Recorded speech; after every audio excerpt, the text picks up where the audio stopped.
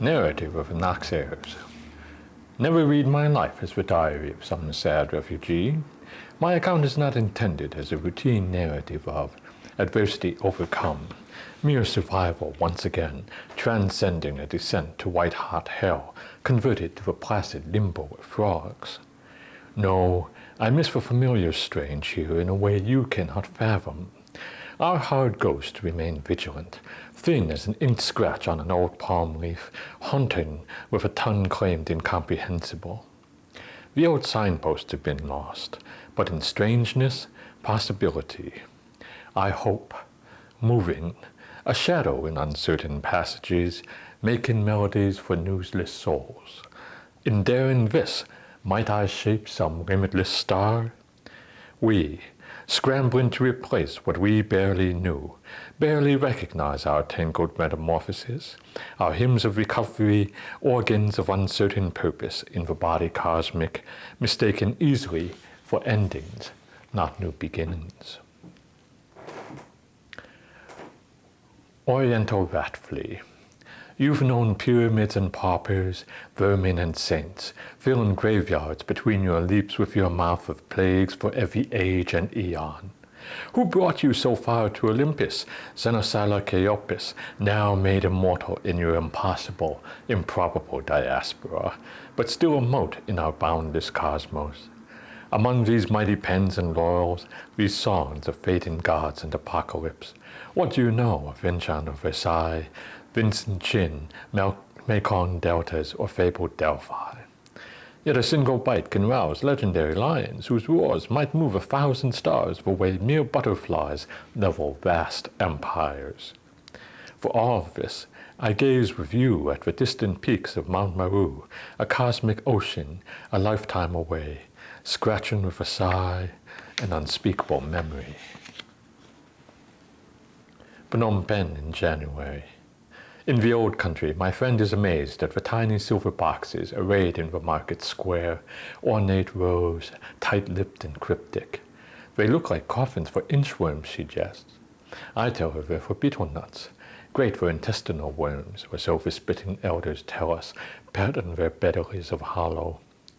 We went to grab some vermicelli, passing what looked like a freshly quartered manta in a bamboo basket on the way, his pale lips mouthing dark pronouncements on us all, his tail flicking on a squalid table, waving goodbye at the many tourists.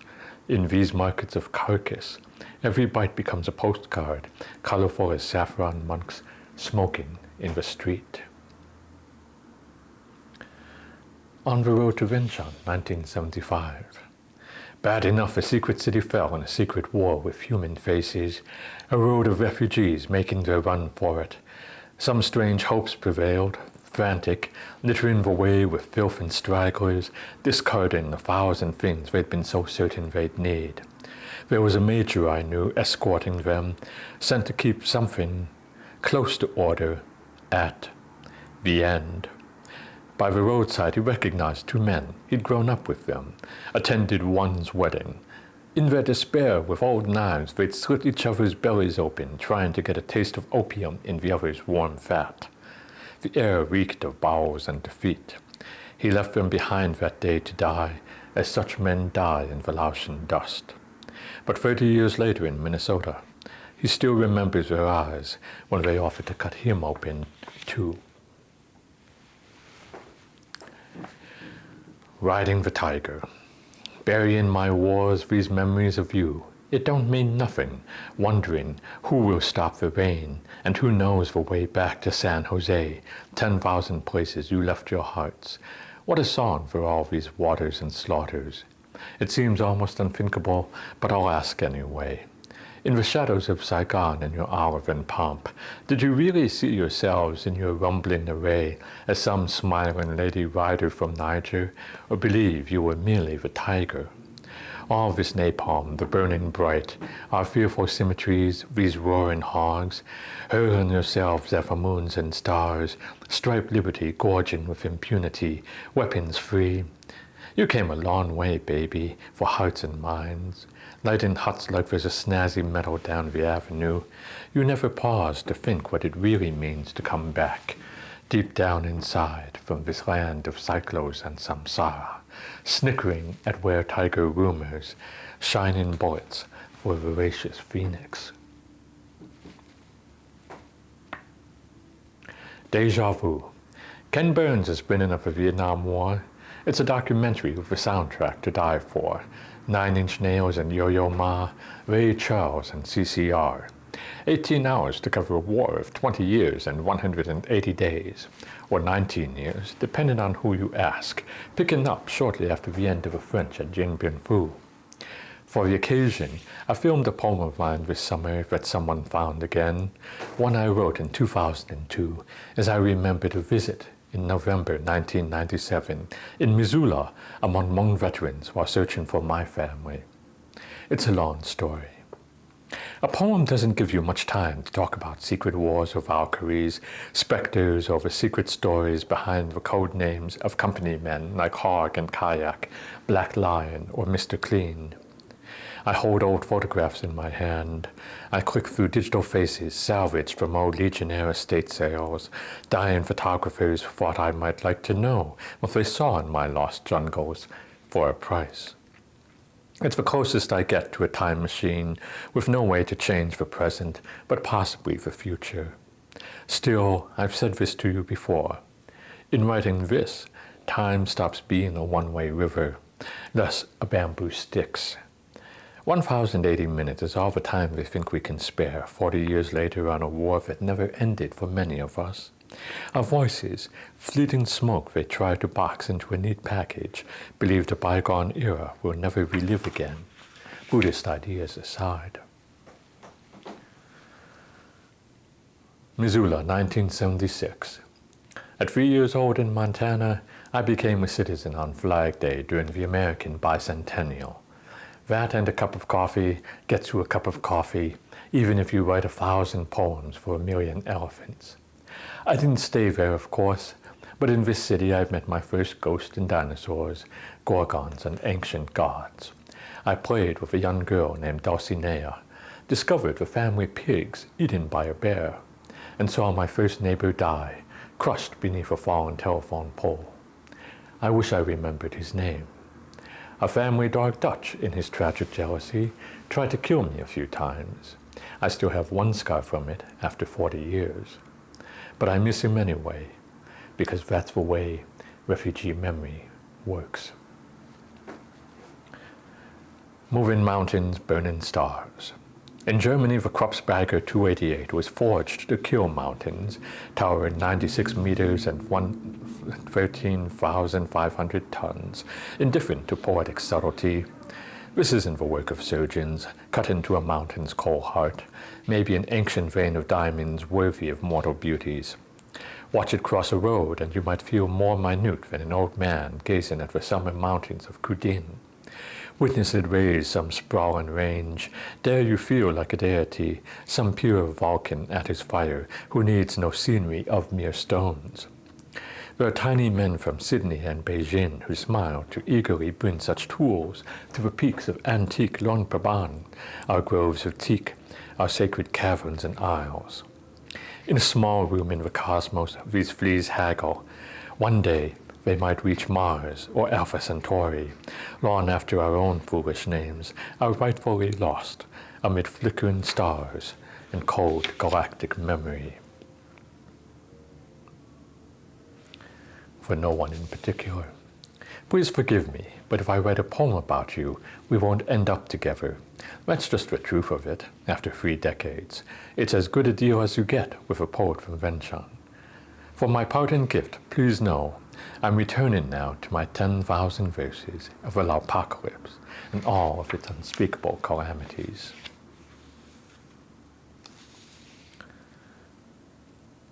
Chu. Here my mouth is an ink waterfall by the shore of your beautiful body of legends. One day, a hero like Sitong, Sinzai, or a wandering wit like Xinmian might come upon my modest verses and fondly remember bustling Market Street with the same delight as story Tenong Fanum, even if my own momentary name is forgotten, like the architect of your first vat or the last cook for the Buddha. Ypsilanti, 1982.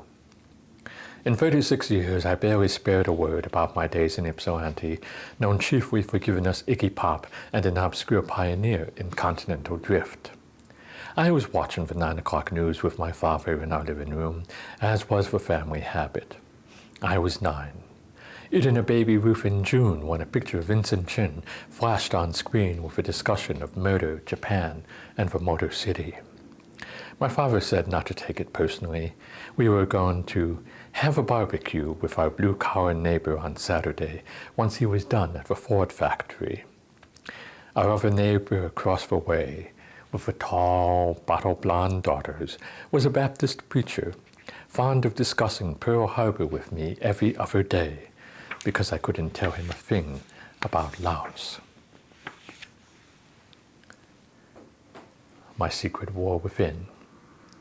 The first film in the world to feature Lao was Chang, by the man who would one day film King Kong with Fei Wei.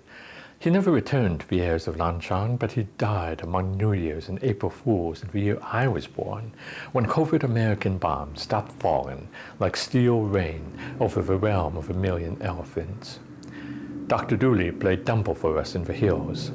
Flying pachyderms and talking crows, useless feathers, something about belief. While ravens, fans of Poe, dug into a plain of jars, and we made our fresh ghosts for the next generation.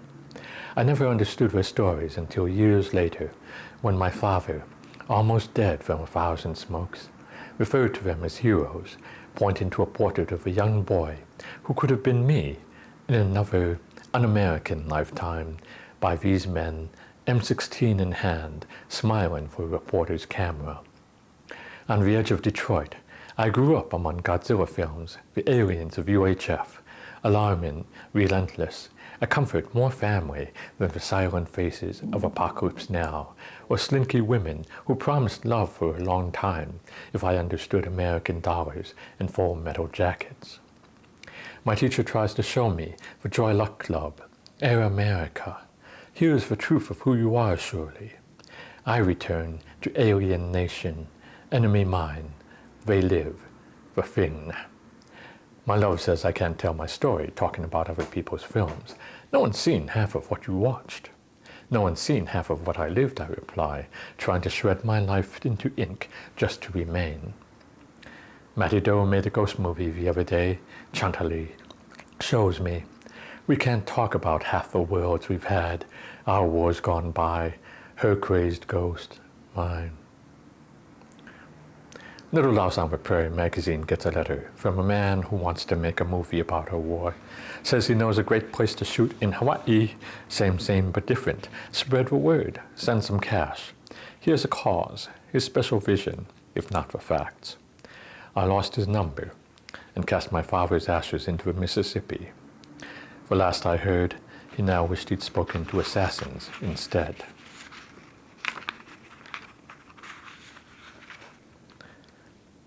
Celine, 1991. I don't write about that last year often. There were days I honestly thought our class would remain close forever for some reason, naive as a Midwestern hornet in spring. I could tell you of teen mothers before that June. There was a young artist from Vietnam. He made a silver seahorse for our yearbook, full of dreams before his suicide in his uncle's garage full of American carbon monoxide. But that's dark. A teacher of mine convinced me you should read Don Quixote by Cervantes thrice in your life. Once as a young man, once as an adult, once as an elder. It was a Sphinxian proposition short of an impossible dream. During a friendly game of Trivial Pursuit, a pretty girl's father casually mentioned it's wonderful she's a friend of mine and that I'm smart enough to know it could never go anywhere. I almost became one of Uncle Sam's misguided children, except for my bad hearing, transformed into a poet instead. Our class song was Tina Turner's Simply the Best. My peers give me the award for most talkative, tied with the last name Marika, I haven't heard from in years.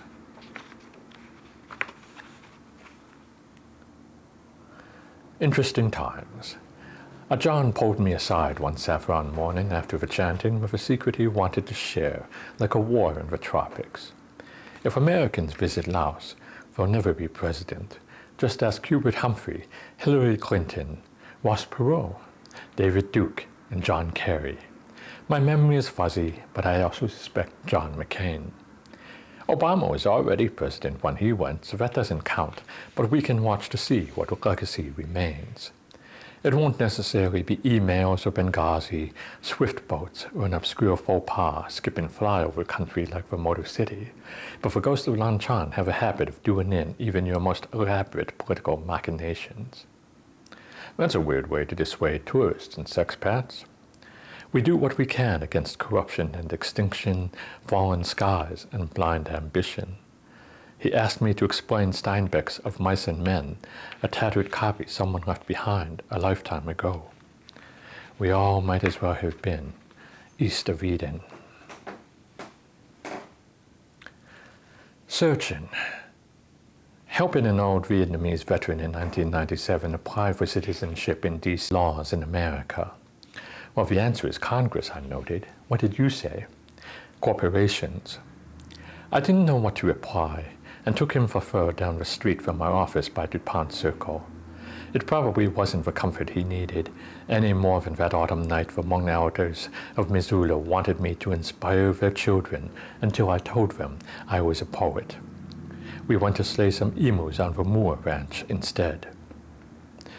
A Khmer poet I knew, trained to be a UN diplomat, survived the killing fields, became a bit of a Casanova, had a lovely book of poetry printed in Minnesota. They asked him to leave out the bits where forest spirits saved him from the Khmer Rouge because it made him sound foolish. A few two-faced Januaries ago, the Trump campaign calling at the SEALit Center seeking souls who'd vote for him. We were certain their team misread the instructions to recruit Latino voters as they stood confusedly in a room full of Laotians. But it wasn't so long past, the Apple Store suggested, we might as well be looking for Martians than any app that knew where Vinchan was. Still, I have no regrets for asking. As refugees, if you can't start looking for a home, you might as well be some sad pea on the prairie, searching for dirty laundry in winter. Ironies. After 30 years of poetry, I turned at least 100 words in no less than 2 tons, unique to our journey as refugees, to fill vacuums and bloody gaps of our disrupted histories. Recovering families, dismantling enemies, identifying the official tools of allies bombing us for our own good, their policies of destruction and resettlement, how to win hearts and minds in diaspora. From D.C. to Modesto, Anchorage to the Twin Cities, walking into 1,000 classrooms, strangers to the beauty of Vinchan, Savannakhet, a heartfelt Sabadi, gathering storm clouds to change worlds. One poem still can't tell my whole story.